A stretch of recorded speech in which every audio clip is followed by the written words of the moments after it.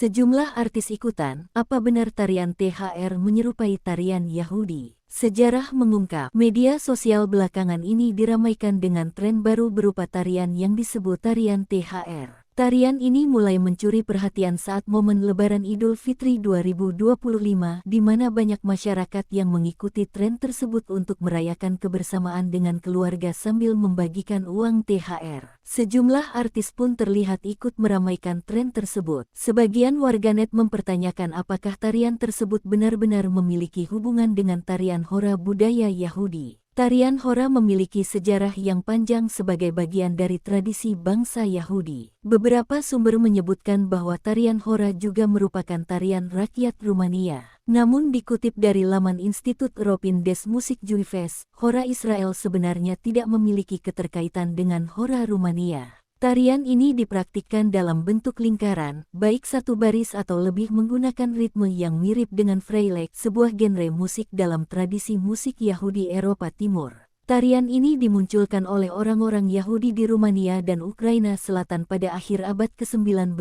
dan diekspor ke AS. Hora ini kemudian menjadi sangat populer pada tahun-tahun 1920 sampai tahun 1930-an.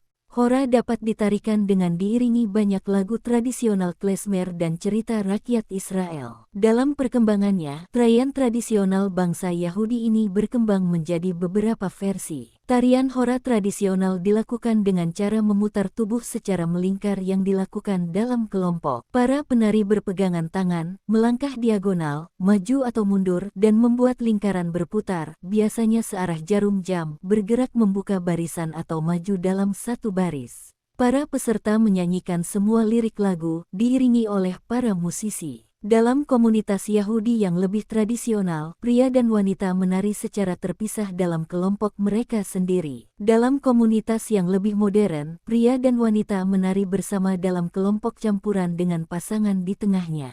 Saat ini, tarian Hora masih dipraktekkan dan menjadi bagian penting dalam acara-acara keagamaan dan perayaan Yahudi, seperti pernikahan, di mana kedua mempelai sering diangkat di kursi oleh tamu sambil